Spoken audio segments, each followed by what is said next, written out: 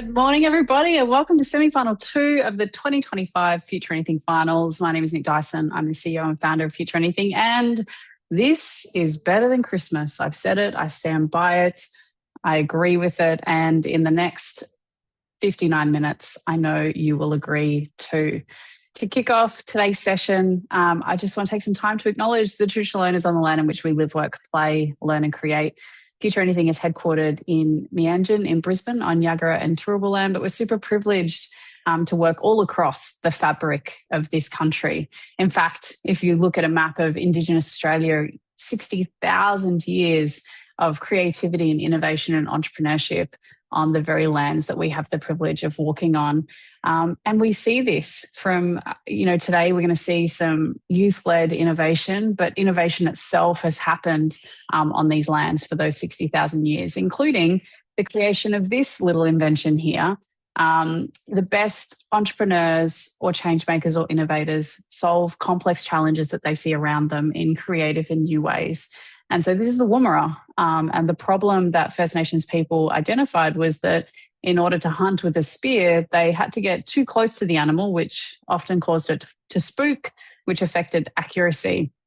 And so what they created was the Woomera, where the spear actually sits inside the Woomera in order to create like a lever, which enables the spear to go much further than it would without it. Basically like a giant chuck-it for a spear instead of a ball that you use with your dogs.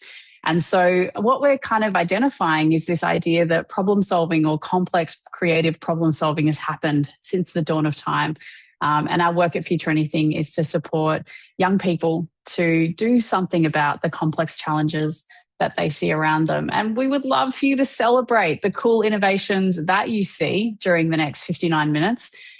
If you have Instagram, if you have Facebook, if you have LinkedIn, please take a photo for wherever you are and then share that photo on the gram or wherever you find your good social media and let the world know what young people are capable of when they're given a little bit of time and space and creativity. Now, in our Activate program, our flagship program, it's this finals is the culmination of that program. And we have about 9,000 young people from 90 schools involved in that program across Australia. And the mission that they take part in is this. They take on the role of entrepreneur and they have to pitch an innovative idea that makes the world a better place. And each year, our semi-finals culminate in a national grand final where we have a grand final winner that walks away with tens of thousands of dollars in prizes and support to take their idea out of the classroom and into the real world. Like our 2018 national grand final winner, Tanika, who wanted to solve the issue of bullying. And so she designed school socks that were white above the surface of the shoe so she couldn't get in trouble for wearing non-uniform socks, but partnered with the graffiti artist Mulga, who you'll recognise his work on 7-Eleven signage, to create these cool patterns that went underneath the shoe line. And the metaphor was, you don't know what's underneath the surface for young people. Or our 2019 national grand final winners, Culture Hood, who wanted to solve the complexity of domestic violence within the Polynesian community. And so one of the young people was an amazing artist, and they took her designs and printed them down the sleeves of hoodies that they sold, with a portion of the profits going to support victims of domestic violence. Or skip ahead to 2023, our national grand final winners from Ferny Grove State High School Unified First Aid, that noticed that anybody who suffered with accessibility challenges couldn't actually engage in a first aid course, so they created their own. A certifiable first aid course that could be attended by anybody, regardless of the accessibility or disability that they might have experienced. And our question is today, is this year's 2025 National Grand Final winner in this event here? Now, our agenda, what's going to happen over the course of the next 55 minutes. I'm going to talk for a little bit and then we are going to meet our judges who have the toughest gig of the session. We have our pitches and then you will have the opportunity to vote for your favourite before we reveal the verdict at the end. Today we have 5 incredible teams joining us from 5 different schools. Kicking off will be Investigator College's Shark Signal. Then we've got Ferny Grove jumping in with Retrained Hearts, Sacred Heart jumping in with Study Vibe, Loreto Kirribilli with Eco Drive, and we've also got Brisbane Girls Grammar and Second Serve closing out this semi-final. The structure Each team will have 3 minutes and not a second longer to pitch, followed by 4 minutes of questions from our judges. Each judge will have the opportunity to ask one question. We ask our judges to refrain from giving feedback and just to focus on clarifying questions that will help them to make a decision. And then at the end of the 5 pitches, we boot our judges out of this room into a deliberation room where they wrestle intellectually over the teams that they've seen in order to pick a winner who will go through to pitch on stage at our National Grand Final on Tuesday, November 18th. And they will also pick a runner-up who will go through to our showcase at the National Grand Final. But the fun doesn't finish there, because if you're watching, you have to vote for your favourite. And the team that amasses the most votes during your voting time will go through to the second chance draw for a wild card spot in the showcase as well. So there's a lot that is going to happen in the course of the next hour. Let's crack in and meet our judges. I'd love to welcome Chad, Eddie, and Daniel to our virtual stage. Welcome, legends. So awesome to have you here. I do not envy your position at all. What I would love is tell us like a little bit about you, and if there was like one thing that you were looking for out of this year's teams, what might that one thing be? Chad, you're head judge, head honcho for this particular semi-final. Tell us a little bit about you and what are you looking for? Yeah, no worries, Nick. Thank you so much. What a great opportunity. I'm very excited to see the pitches. Look, a bit about me. I got a broad range currently with the university. I do a lot of work around what they call place-based work in regional communities, background running innovation hub, manufacturing, digital agencies, a bit of a mix. I'm really looking forward for impact, Nick, and that's both impact on the individuals, like their passion and what it might mean for them as far as to progress this, but also obviously impact for their actual idea, whether it's on a sector or the people they really care about. So really just doubling down on that impact. Awesome. Thanks, Chad. Eddie, over to you. Thank you. And thank you, everyone, for having me and for pitching. I'm really looking forward to it. So I have a background. I've been an academic and then a teacher, and now I run a company called Inventorium, which effectively is an EdTech platform and service for students who have difficulty attending mainstream schools. So we keep kids going while they're not actually attending. And what I'm looking for, I think, really is something practical. I'm looking for ideas that can actually work in practice and be scaled, rather than just great ideas that actually have no chance of coming to fruition. Amazing. Thank you. Daniel, over to you, sir. So yeah, I'm the managing director for Zenus Australia and New Zealand, and one of the world's leaders in e-commerce furniture.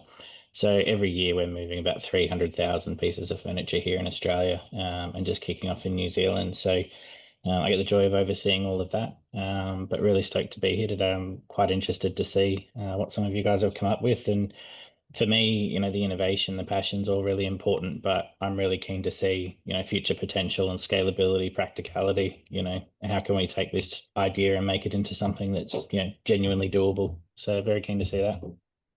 Awesome. Thank you so much. Should we crack in? Should we just bring the first team up, and enough from us and more from our young people? I'm super pumped. We're kicking off. We're heading, zooming down to South Australia. And we have joining us from Investigator College, we've got Shark Signal. Welcome to semi-final 2, team. How are we feeling? Good, thank you. Amazing. Well, you look slick. Okay, blazers, you look professional. I can see that there's like a good vibe happening here. We are super pumped to hear your pitch, and we're ready when you are. Hi, I'm Seb. And I'm AJ, and this is Shark Signal. Next. We're 2 students who love the ocean. We spend heaps of time surfing, swimming, and fishing at local beaches. But over the years, we've seen the dangers too. One of my best mates' brothers was tragically killed in a shark attack. This changed how we think about ocean safety. So when the opportunity came up at school, we created Shark Signal, a shark safety app designed to help keep people safe in the water. Next. Right now, when a shark is spotted at a beach, people often find out about it too late, usually through social media or news reports hours after. That delay can be dangerous, especially here in South Australia, where there isn't a strong local warning system. That's where Shark Signal comes in. It's a live, interactive map that shows real-time shark sightings, surf conditions, and danger zones. Each beach is coloured by safety level. Red means recent or high shark activity. Yellow means low or older sightings. Green means below 5 sightings that year. When you click a beach, you can see the latest shark reports, surf conditions like swell and wind, and community comments. If a shark is reported near you, you'll get an instant alert on your phone. Simple, fast, and local. Next. There are other apps like Dorsal and Shark Smart, but they focus only on shark sightings and don't show surf data or fully support South Australian beaches. On the other hand, SwellNet and Surfline show surf conditions, swell, winds, and tides, but have no shark warnings. So Shark Signal combines both. It gives surfers everything they need in one place. Accurate shark alerts, danger ratings based on past data, and up-to-date surf information from the public, patrols, and drones. It's built for South Australia first, but it's designed to expand right across Australia. Next. Shark attacks are rare, but even one life lost is too many. According to the Australian Shark Incident Database, there were 19 shark interactions in 2024, including 13 unprovoked bites and 3 fatal attacks in South Australia alone. The number might sound small, but for those families and communities, the impact is huge. Our aim is to make ocean safety easy, fast, and accessible for everyone, from surfers to families on holiday. Next. We'll start here in South Australia, where the idea began, then grow to cover the rest of the country. If every coastal community had a system like this, it could save lives and reduce fear of the ocean. We'd love to partner with surf and beach brands, local surf clubs, and our councils to share data, spread awareness, and build trust. With support and funding, we'll develop the full version of our app, run community trials, and raise awareness across local business. Next. Our goal is to make every trip to the beach safer and smarter. Because with Shark Signal, safety shouldn't be luck. It should be knowledge. Thank you.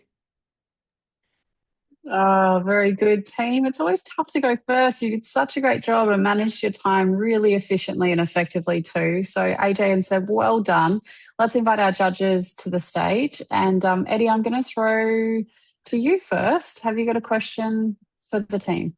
Yes, I do. Thank you. Thank you. That was really, really interesting and well done. What a great idea. So you've got these various data sources from the public and other sites, etc. How are they actually going to be collated and fed into your app? It would combine AI and the mapping systems and would also combine the human moderation. So you'd have a human moderator paid to do that? Yes, to maybe sort out what information is false and what information is correct. Thank you. Daniel. How are you going to make money out of this? We'll have like brand dealerships, so we might have spots for ads on our app or partner with different beach brands to promote, and we'll promote them through our app that they'll pay us. Cool.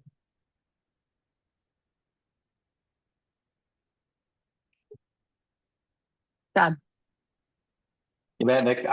Thanks so much for the pitch. Really well done. I love the integration between the three between the different aspects from the surf data and the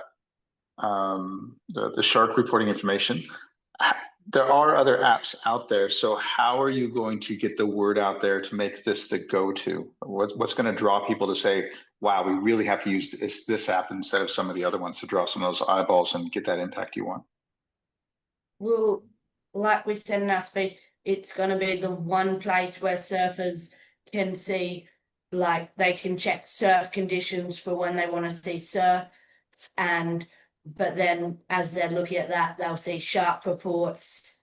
So there's no app yet that combines both, that gives surfers one place to see all the information they need. All right, thanks. Great work, team. Always tough to face the questions. It's one thing to prepare your pitch, but then when the unknown is coming at you, you did such a great job of responding to those judges' questions. So you can take a seat and relax. And we're going to bring our second team up to the stage. Joining us from Ferny Grove State High School, we've got Retrained Hearts jumping in as team number 2. Legends, how are we feeling? Good. It's muted. Good, thank you. Oh, good. Amazing. All right. Well, we are so pumped to hear your pitch. And so we are ready when you're ready. Thank you. When I was 11 years old, my mental health was rapidly declining to the point of reaching out was almost impossible. Almost 2 years ago, me and my family decided to bring a pup into our lives. Next slide. Millie has always been there for me, showing me the love and support I needed. She showed me how sometimes the best medicine has 4 legs and a wet nose. Next slide. Studies have shown that 43% of Australians suffer from a mental health condition in 2020, and only 49% of these people reached out for help. We are Retrained Hearts, and we aim to give everyone access to the love dogs can give. Next slide. Our solution doesn't only benefit our humans' mental health, but also the bonds. Humans and dogs need social interaction to thrive. Retrained Hearts gives these dogs a purpose to do so. Next slide. Our business will start as a prototype with our analog pilot, which we will then, with our partners, incorporate into the RSPCA website. Through this, we provide a support system in the form of renting a dog, where our customers can book a session with our trained shelter dogs to run, play, or snuggle. Let's use Zoe as an example. As you can see, Zoe has made an account and is now entering through our partner's website, RSPCA. First, she must agree to our terms and conditions. Next, she will complete a Get to Know You quiz, so we can provide her with their most compatible pet. Next slide. After she completes our quiz, a list of dogs are provided for her to swipe through. Looks like she's matched with Bella. When a dog is selected, a bio of their qualifications, breed, and important facts are provided for the customer to review. Once the pup is selected, Zoe can book her preferred session, date, and time, and proceed to the payment screen. It's really that easy. Next slide. Retrained Heart differentiates from conventional therapy dogs as we aim to tune people's struggles into a healthy outlet by confiding in one of our amazing shelter dogs, while not giving time and financial commitment to owning one, like a test run. Next slide. Our cost per unit will be roughly $10 to $14 per hour. Our financial proceeds have been revised since this slide was created, but Retrained Hearts will be donating 10% of our profit to Beyond Blue, supporting mental health resources. The remaining 90% will be then kept for reinvesting. Next slide.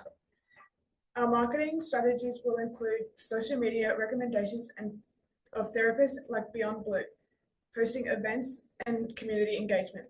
Next slide. We believe that as a community, we can make our dream possible through kindly donating to our worthy cause. Retrained Hearts also asks that the RSPCA can partner together hand in hand.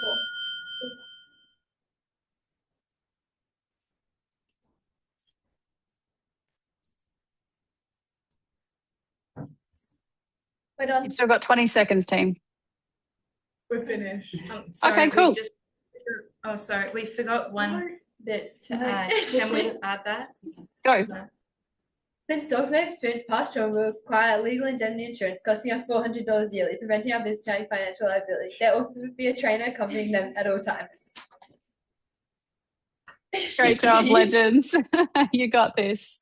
All right, let's bring our judges back into the room.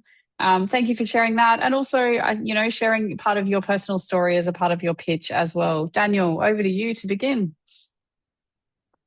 A great presentation. I think it's pretty brave to share your personal side of it as well, which is great. I guess my question, just operationally, like who trains the dogs and who manages the dog's behavior and who ensures that the dogs are ready to go out there? Is that a partner or is that your own organization? How would that work? Yeah, so our partner at the RSPCA will work with them, selecting the dogs, using their trainers to be able to get the dogs ready and make sure they're able to help our customers. Cool.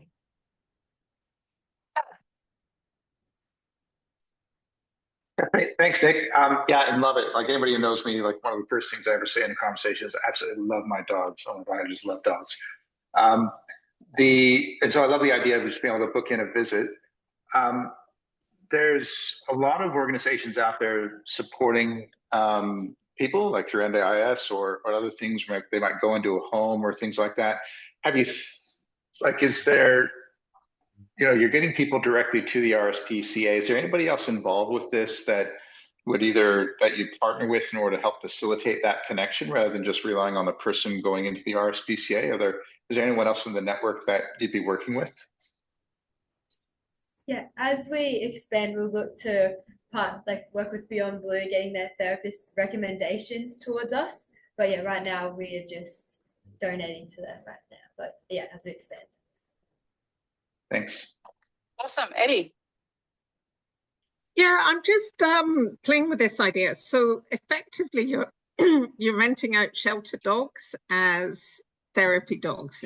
Am I right? That's the idea. Yeah. So I'm just thinking, shelter dogs, the idea is that they get placed in homes, so you could have quite a lot of turnover in dogs, and I'm just wondering if it would pivot to almost like renting out people's dogs that need walking. And they could almost then pay you to have somebody come and walk their dogs, even if it's different people for different reasons. But I'm just wondering if you could have a better, more stable supply of dogs than the RSPCA shelter. I'm just wondering what your thoughts are on something like that. That's a great question. Obviously RSPCA has a lot of dogs, but they were the first ones that we thought of. And we will definitely consider that in the future to branching out. Love the idea though. Great idea. Yeah. Part of our key things is the dogs in the shelters, giving them the enrichment that they need. So yeah, that was one of our key points at the start. So we haven't really thought ahead to what you were saying, but yeah, that could definitely be a possibility. Amazing work, team. Well done. You can chill out and have a bit of a rest for a few minutes. And we're going to welcome our third team to the stage. We're heading down to Victoria to Sacred Heart College in Geelong. And we've got Study Vibe joining us. Awesome. Team, how are we feeling? Nice. Amazing. Cool. We are so pumped to hear your pitch. We are ready when you are ready. Good morning. Our platform is Study Vibe. My name's Lane. I'm Poppy. I'm Prayosha. And I'm Cynthia. Next slide. Before we begin, we would like to acknowledge the Wadawurrung people as the traditional owners of the land on which we meet today and pay our respects to the elders past and present. Next slide. We have all at some point questioned the education system, and the reality today is an efficiency crisis. We force diverse minds into a factory model, the same content, the same pace for everyone. This one-size-fits-all approach leads to massive intellectual waste. 84% of our classmates don't know how they study best. Students become bored, disengaged, and fail to reach their potential. We're not just solving a learning problem, we're solving a human potential problem. Next slide. Our solution is an AI platform that dynamically adapts the learning method, not just the content, in real time, by seeing how the student feels through a quick check-in. The platform instantly re-engineers the entire lesson to fit them, ensuring they are always in the optimal state for learning. Next slide. The process starts with a quick survey to determine their core learning style. The AI then builds a personalized study schedule around their existing commitments. Next slide. It then provides the user with a centralized dashboards for all their adaptive lessons and tools. Next slide. So, why Study Vibe? First, we create a unique, evolving platform of how you learn best, your study DNA. This allows us to predict disengagement and intervene before you lose focus. Second, we ditched traditional grades for a dynamic knowledge map. You don't get a C, you get a clear visual path showing mastered skills and the shortest route to the next concept. Next slide. Finally, we harness teamwork to find study buddies. IO creates study pods of students with complementary learning styles, encouraging peer-to-peer teaching. Next slide. We know study pods raise necessary safety concerns. To ensure trust, this feature is currently available only for verified schools we partnership with and includes robust safety protocols. Next slide. To make our dream into a reality, we are meeting with Linda Wong, the director of Runway HQ, to discuss our pathway. Our scalable model offers 3 tiers: a free version, a standard subscription at $19.99 monthly, a premium tier at a standard subscription at $9.99 monthly, and a premium tier at $19.99 monthly, ensuring easy accessibility and growth potential. For schools, we decided at $10 per 200 students per student. In summary, we are not only creating a better study app, but a better student. Invest in the future of education. Invest in learning that adapts to not just what they know, but who they are. Choose Study Vibe. Thank you. Thank you. Way to go, team. That was so good. Such a confident pitch. Excellent work. I think I need like a worker, like a CEO version of Study Vibe to help me get my stuff done. We're going to jump into, oh gosh, I've forgotten my list. Let's go Eddie to begin with.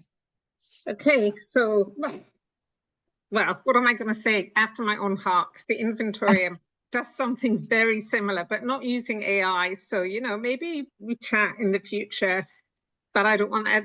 This is about the competition. So I'm curious as to, you talk about child protection around the study buddy bits. What about the child protection around the AI bits? We've discussed like a safety protocol. So like only verified people such as their parents or their teachers would be able to access their data. So it was listed on the slides, like there would be like a 2-factor sign-in thing that most platforms usually have, like Google and stuff, that uses either like email or like phone number to get into the actual platform that has all their data in it. So Sure. So I know I wasn't clear enough then. I mean about the AI generated content and tasks. Oh yeah. How would you ensure that that's moderated to a suitable level? So there would be like a strict code that the AI would follow, and the AI doesn't necessarily give you answers and generate the content. You put in, for example, your textbook that you're studying, and it will spit out the key points and the main ideas of that textbook for you. So it really depends on what tool you're actually using, but it's mainly like either the teacher or the parent or like the student uploads it. So it's not actually generating anything itself. It's based on it like adapts the text. Yeah. Thank you. Yes, thank you. Awesome. Daniel. The super relevant problem right now, and very relevant answer as well, AI, right? And I'm seeing it a lot in my world right now that AI is sort of the first answer to a lot of things, but it's a very simple answer, and behind that you need, for something like this, you need teachers, educators, software developers, AI specialists. Like there's a lot that goes into it, and it's kind of chicken before the egg, right? So once you've got a program, you can sell it, but how do you fund all of that initial startup stuff that would be required to create an AI program for this? Is that the question? The funding? Yep. Okay, cool. So team funding the development. Yeah, so like partnering with schools before we actually like start the programming, so they could like invest in us, and so like schools who actually like see our potential would be willing to invest in it. And like our school personally would want to invest in something like this, that so like they'd be willing to do a trial run with our website that's already been built. We just couldn't put it in here, obviously. And yeah, so just people who are willing to invest before, the final product. Crowdfunding, basically. Yeah. Awesome. Tough question, Chad. Over to you. Yeah, thanks, Nick. Love this as somebody who just barely graduated high school. Something like this for different types of study habits. Heaps of questions around AI and privacy. Love that one. Funding, absolutely. But the one I'm interested in, have you thought through, obviously you're going out to everybody doing this AI thing. Have you thought through that you're going to start seeing some kind of groupings, some types, and so it's actually going to make it like, oh, you're that type of study person, oh, you're that type. And like, do you anticipate seeing a bit of a clustering of the types of people, which might change how you do things? Or are you going to kind of just, is it going to be everything like really different for each individual person?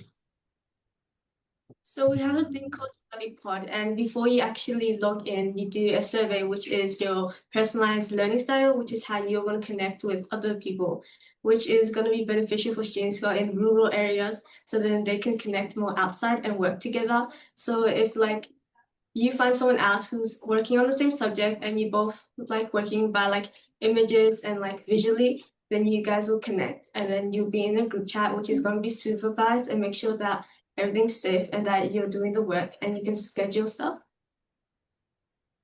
Great, thank you. Awesome. Way to go, team.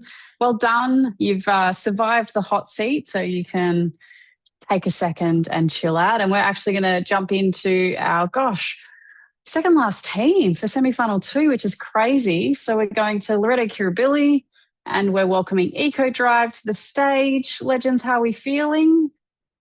Good. Amazing. We're so excited to hear your idea. We're ready when you are. Eco Drive. Next slide. Every year, more than 10 million native animals are killed on Australian roads. Kangaroos, koalas, and endangered species alike. These collisions cause injury and not to mention hundreds of thousands of dollars in car damages yearly. At Eco Drive, we want to turn the road into a safer place for both humans and wildlife. Next slide. Most existing solutions deter animals with fences or lights or redirect them through crossings like the Thrive project. Eco Drive takes another path. We empower drivers with awareness. Next slide. Our design is to deploy motion sensor camera poles at wildlife hotspots along highways. When an animal triggers the sensor, the camera captures an image or video. Onboard AI uses computer vision, similar to systems already monitoring koalas and kangaroos, to classify species, count individuals, and log movement patterns. Simultaneously, the pole sends signals to GPS mapping apps, alerting drivers that something has been detected and that they need to slow down. Next slide. EcoDrive not only prevents collisions, but generates valuable wildlife data. Through species count and behavioural logs, we can support conservation work. We've reached out to Wires to integrate their wildlife rescue data with ours, creating a shared network of detection and response. Because we use solar-powered poles and existing GPS networks, the system is sustainable and scalable. Our impact will grow as more roads adopt our technology, leading to fewer accidents and better ecological understanding. Next slide. We'll begin with a trial camera post. To build and implement our design, we are eligible for local council grants, like the Northern Beaches Environmental Grants Program. The funds would support prototype poles with integrated AI cameras, testing and installation on state-managed roads. We'll partner with GPS app providers, local councils, wildlife organisations and conservation groups to expand. As data is gathered, we'll refine our AI models, prove effectiveness and scale across regions. Next slide. EcoDrive is more than just a safety tool. It's a bridge between technology and conservation. By alerting drivers and collecting wildlife insights, we can save lives, protect species, and build better roads for all. With your support, funding, mentorship, and partnerships, EcoDrive can become a powerful, scalable solution for Australia's roads and wildlife. Thank you. Well done, team. Excellent work and so good on the timing. Very, very good. I'm going to welcome our judges back to the stage. And Chad, we're starting with you. Yeah, no worries. Thanks, Nick. Hey, guys, I'm driving from Stanthorpe to Yamba at 4 a.m. tomorrow morning. Can you have this done by then, please? Because I'm worried about the kangaroos. I'm kidding. A massive need. I've gone through 2 or 3 rental vehicles popping into the roofs on their way through. One of the big challenges with this huge opportunity, big challenge is the massive infrastructure to get it out there. You mentioned kind of some of the grants and things like that, but one of the other big issues, just to put it out there, is the Wi-Fi, is the internet infrastructure. So many black spots as you're driving along. If I'm going through a black spot, does that mean that I don't have access to it? I'm blind as I'm going through. Have you thought through how to address the lack of internet connectivity? Well, firstly, we were going to start in the northern beaches, which doesn't have actually any blank spots. So we hadn't really thought about what to do. Yeah. On our post as well, we'll probably have like an antenna so they can get signal if they're far away from internet, so they can still like connect to like phones to update drivers. Great. Thanks, guys. Awesome. Eddie, over to you.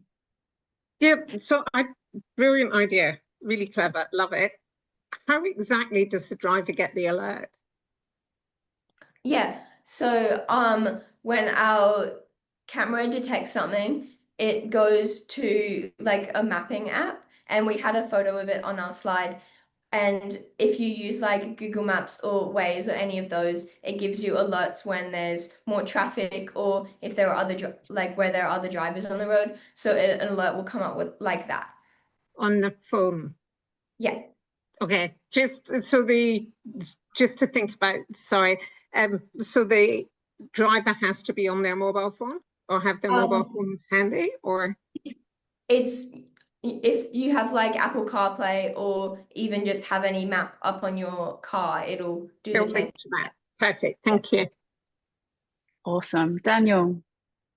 I'm going to jump onto Chad's joke here as well, because I'm driving from Alice Springs to the Gold Coast this weekend, and that would be brilliant.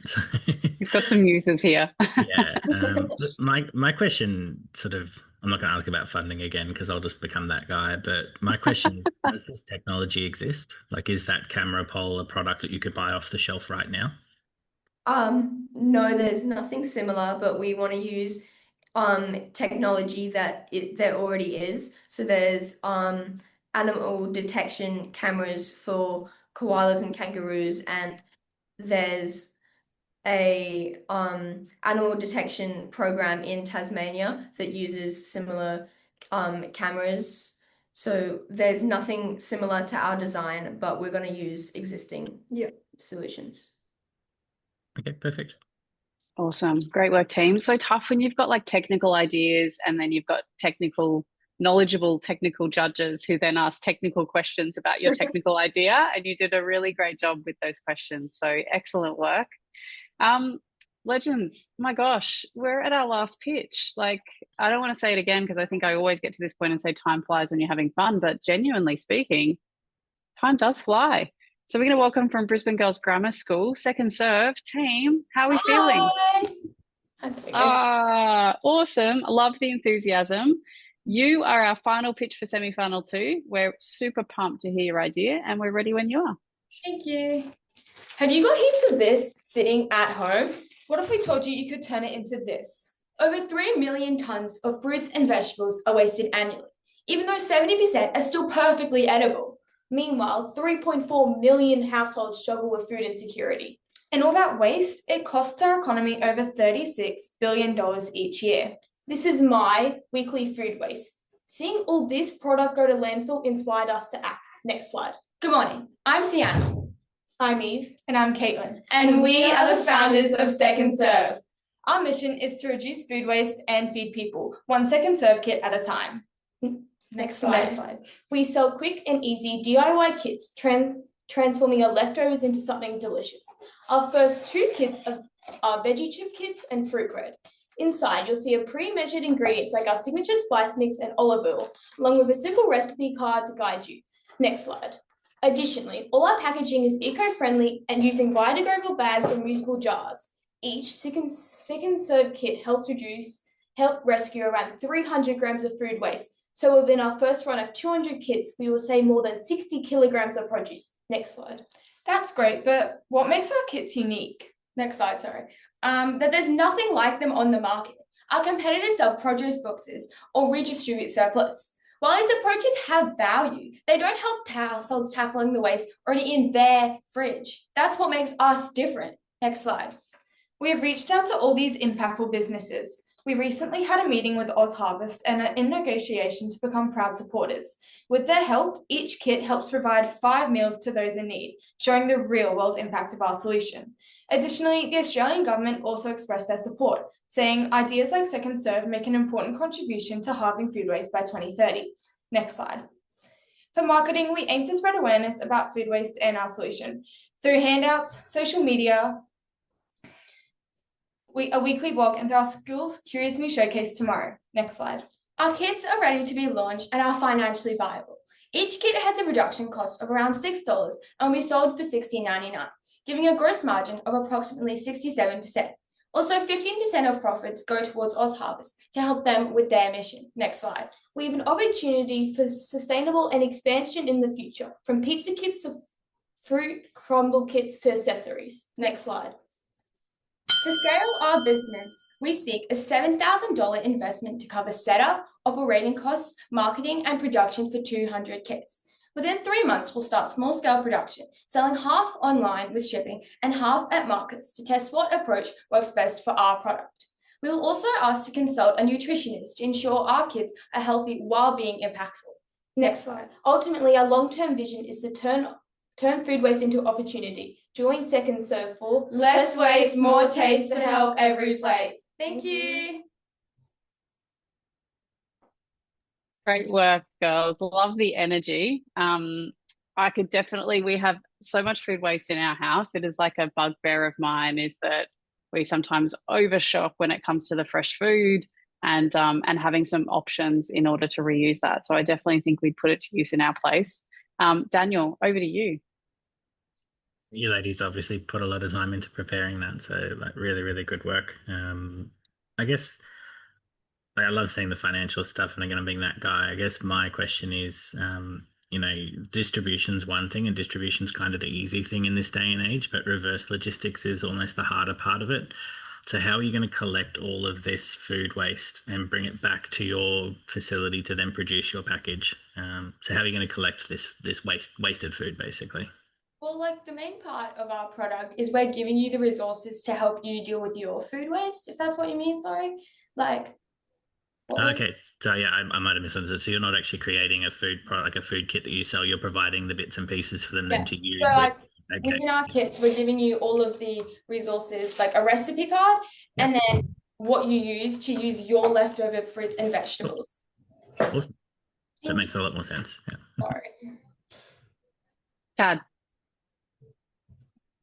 No worries. Thanks for that. As you were presenting, I can smell my fruit and veggie tray in my fridge. It's not good. So yeah, definitely a huge need. Well done. And I agree on the logistics. The other things I did in the past life was we did the online website for one of those food delivery types things. And one of the biggest challenges they face is that household behavior. There's a reason why people say, "Oh, this is a big problem," but we say that every year, every month, because it just doesn't change. How have you thought through how you're actually going to get the household behavior to change beyond just giving them the materials? Well, one of our main ideas is we're obviously going to help market it through social media. So we're going to spread lots of awareness about the issues. And then from that, we're going to sell we're coming into contact with lots of other businesses, as we said earlier, with our partnerships. And we've been talking to places like the Odd Bunch, and we're thinking about selling our product next to theirs to show, to give them impact. But on terms of getting people to do it, that's one of our next steps, to think about how we really want to make sure people actually do it. Great work, team. Eddie.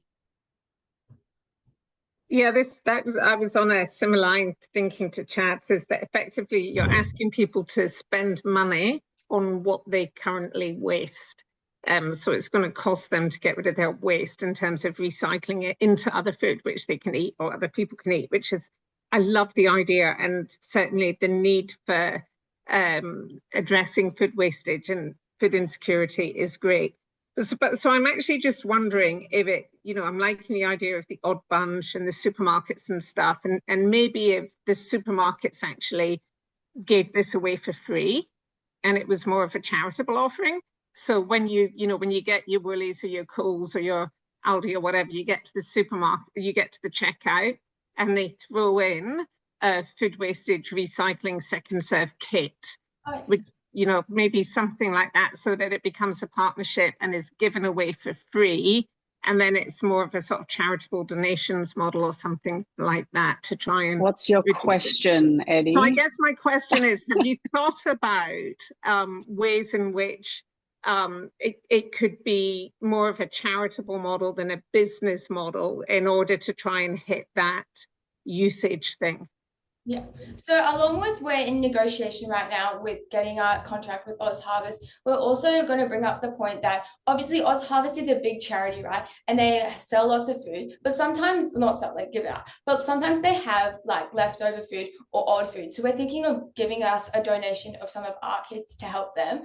And then as well as that, with our kids, one of the main things we also wanted to think about is that they're a recipe kit, right? So we are going for a wide demographic. So we're aiming for families who have lots of food waste, but also we could also aim for teens and children who like cooking and are also eco-conscious, therefore wanting to do something to help their household and to have a good time.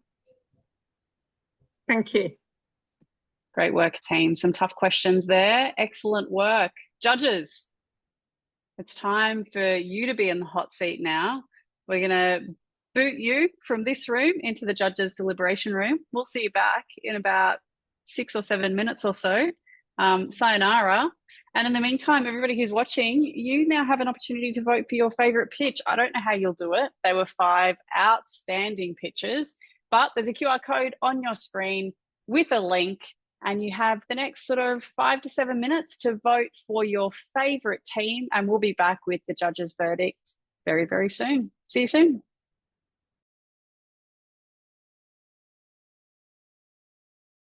All right, we are back.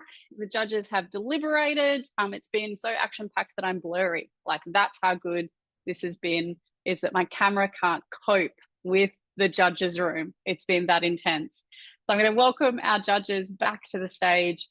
They had a really tough job. Teams, you all did such an incredible job of pitching, and everybody's idea had such different merit. You all picked these really complex challenges. We could sense how much they mattered to you, and you'd all come up with these innovative ideas. And I think a credit to all of our pitches that the judges had an incredibly difficult time making the decision. And we could have probably spent another 15 minutes in there, debating the merits of the decision making. But alas, despite wanting to award everybody a prize, there can be only one winner and one runner-up. So I'm going to invite Chad to begin by announcing our runner-up team. This team will go through to showcase at the National Grand Final on Tuesday, the 18th of November at the State Library of Queensland. Chad. Legend. Thanks for that, Nick. And again, just to reiterate, some absolutely amazing pitches, amazing passion, incredible impact potential. And I really do look forward to seeing where all of you go just in the future. And yeah, you're going to do amazing things. However, as Nick said, there has to be one runner-up, one grand final, one person going through to the finals. Runner-up is Second Serve. Well done, legends! You are you're going through to the grand final as one of our showcase teams. Incredible pitch, incredible work. We're thrilled to have you at this year's grand final. Thank you. Thank you. Amazing. Oh, Chad. All right, the difficult decision now. Who is the winner? It was a difficult decision, much thumb wrestling amongst the judges, but this one, huge opportunity, personal impact across the way. We can see how it can really make a difference, and that would be EcoDrive. Thank you. Congratulations. Thank you. Legends. You are going through to pitch on stage at the Future Anything National Grand Final in Brisbane on the 18th of November. Well done. Thanks. Thank you so much. Congratulations. All right. Judges, you had the toughest seat in the house. Just a huge thank you on behalf of all of our teams and also us at Future Anything for gifting us your time and expertise for this semi-final. Thank you. Amazing. All right. Thanks heaps. Our pleasure. Right. Well, now I know you're all going to want to secure your tickets for the National Grand Final. It is, oh, wait, I missed something. Thanks, Andrew. The people's vote. Hang on a second. All right. So whilst we were deliberating, everybody was voting, and we have the team that's won the people's vote. With my team are laughing at me in the background because anyway. All right, so with well over 100 votes, approaching 200 votes in the people's vote, the winner of the wild card, and in with a chance still in the second chance draw to go through to the grand final, is Investigator College's Shark Signal. Well done. It's well done. Thank you, Well guys. done, legend. Congratulations. The people have spoken, and you have walked away with the people's vote. You'll find out if you go through to the grand final later this week, because we'll pick one of the people's votes teams to go through. So keep your fingers and your toes crossed, and we'll update you very soon. All right. Now that I've remembered the thing that I've forgotten, I know that everybody will be pumped to grab their tickets for the National Grand Final. It is year on year a sellout event. And so I don't say this lightly. You can join us in person in Brisbane, or we also live stream the entire event. So we'd love to see you joining us virtually to watch the event. You can nab your tickets via the link on your screen right now. And if you've had as much fun as I have, never fear, my friends, there are still 2 more semi-finals to go today and another 4 on Thursday. There is way more fun to be had. And so stick around, join us for a little bit longer, and watch our next 5 teams in 30 minutes. Bend the future one idea at a time. Thank you.